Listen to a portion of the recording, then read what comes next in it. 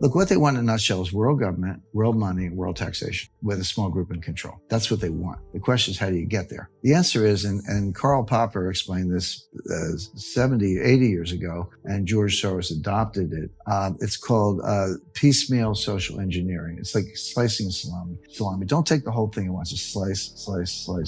People don't notice, or give yourself enough time, and you'll eventually get to where you want to be. So the euro was a big step in that direction, because no more lira, no more drachma, no more pesetas, French francs. And now, NAFTA was a big step in that direction. No more borders. So they want to eliminate borders. They want to eliminate different kinds of money. The central bank digital currencies, even if you do it, as a CBDC euro, it's not a cryptocurrency, by the way. The message traffic is encrypted. It is digital, but it's not a cryptocurrency because there's a single ledger controlled by the government. They can see what you're doing.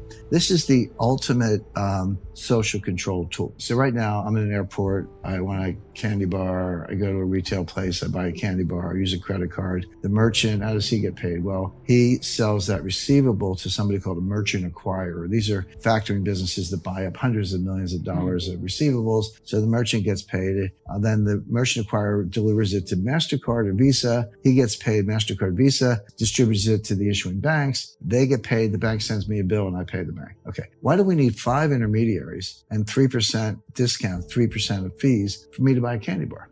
So the central bank digital currency, where you have a single ledger, QR code on your smartphone, no intermediaries.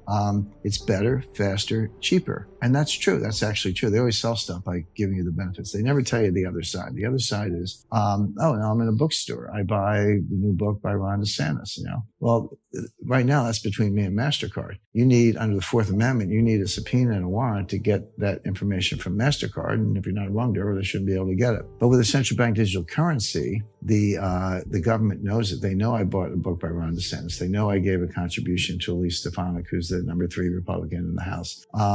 They know I traveled to, Florida, red state, whatever. And then you combine what I just said, that ledger, with artificial intelligence, with the GPT, generative pre-trained transformer technology. You got a target on your back. With that information, which the government will now have firsthand, they're not stealing it, you're giving it to them by using their central bank digital currency, combined with GPT, artificial intelligence technology, they can develop a profile of you. And go back to Joe Biden's speech in Independence Hall in September 2022, just ahead of the midterm elections, art directed by Leni Riefenstahl. Might as well have been, right?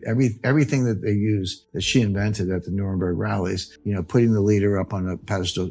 She was the one who dug trenches to put the cameras in the trenches so you'd be looking up even higher at the leader, the vertical lights, the blood red backdrop. Everything about that, the art direction of that speech was right out of Nuremberg. And, she was a great art director, and more. But what did Biden say? He said half the country are enemies of the people. He said, not all you Republicans, but you MAGA Republicans, well, that's the majority of the Republican Party, are enemies of the people. So now you got Biden telling you you're an enemy of the state. You got the government knowing, actually, it's a kind of thought control, because using inference, I can tell by what you're reading, what you're buying, what you're attending, et cetera, kind of what you're thinking.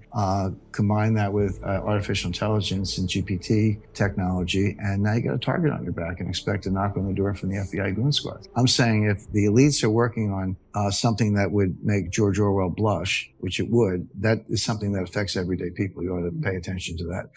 And the difference is central bank digital currency is not a new currency. It's still a dollar, still a euro, still a yuan or whatever. It's a new payment channel. But here are the differences. Number one, here's the biggest one. The government controls the ledger, not MasterCard, not Visa. The government controls the ledger. And right now, see, MasterCard has product codes. And so, there's probably books get thrown in with retail or, consumer durables. They're kind of broad categories. They do sort them that way, and they give you your year-on statement and all that. But interestingly, MasterCard recently came up with a separate code for guns and ammunition. Now, it used to be sporting goods.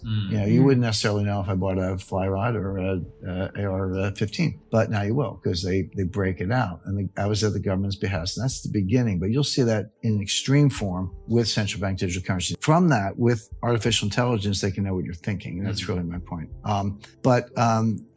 Combine that with, these other developments that are taking place. But the Fed is rolling out a system called Fed Now. It's going into kind of testing in a few months, actually, I think this summer. They've announced this. And this is the interbank version. So it's not going to be on my smartphone, or it's not going to be at retail yet. But they want to make sure it all works between the banks, the interbank payment system, and then they'll kind of roll it up. But they also got to get rid of cash, because you say, all right, I don't like this system. I don't want them knowing what books I'm buying, whatever. I'm going to use cash. So you got to get rid of cash. You're seeing that already. How many places have you seen no cash accepted? So they'll do that. And then the other thing they got to whack is Bitcoin. Now, I'm not a Bitcoin fan, but it is what it is. If people want to, knock yourself out. But that's not good enough for the government. So going back to our banking crisis discussion, on the same night, Sunday, March 12th, when they said all the deposits are protected, they also whacked Signature Bank. They took out a bank called Signature Bank. And Barney Frank was on the board of directors, as in Dodd-Frank, so that didn't do a lot of good. But Frank said, and he was correct, he said, if you had just let us go until Monday, when the Fed announced Sunday night that they would buy all the underwater bonds at par, we would have been fine. Why did you take us out? Why were we any different than any other medium-sized bank, which were all in the same condition? The answer is they had a portal, going back to my casino metaphor, to the crypto world called Signet. And they were very active in converting cryptocurrencies into mainstream banking. They were a regular bank, member bank, FDIC insured, but they had this portal between the banking world and the crypto world. And that's what they wanted to kill. And that's why they took out Signature Bank and didn't give them one day's grace to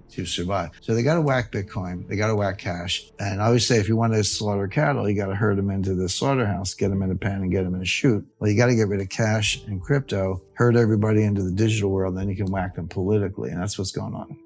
And going back further to the reserve currency thing, there is no alternative to the dollar as a reserve currency in terms of bond markets. There's no bond market with all, derivatives and futures and options and settlement and clearance and rule of law and all that stuff. But there is an alternative called gold. So gold will be where countries go, and it should be where investors go, follow the money, as they say. And central banks have been net buyers for the last 13 years. So they're about the best informed players you can imagine. So I'd have some gold for that reason, not because it's shiny and pretty, but because central banks are huge net buyers, and it is the alternative to the dollar. There's no other currency that comes close, but gold does. So that's a reason to have some gold in your portfolio. And also this loss of confidence in the dollar that we've been talking about, independent of what other countries are doing, it'll preserve wealth. It'll be fine the next day. If there's some kind of panic or collapse or revulsion against the dollar, that's how currencies die. Your gold will hold up just fine. Small ebook, big impact, The Wealth Tree. The only 4 ways that will make you financially free forever. Download it here for free.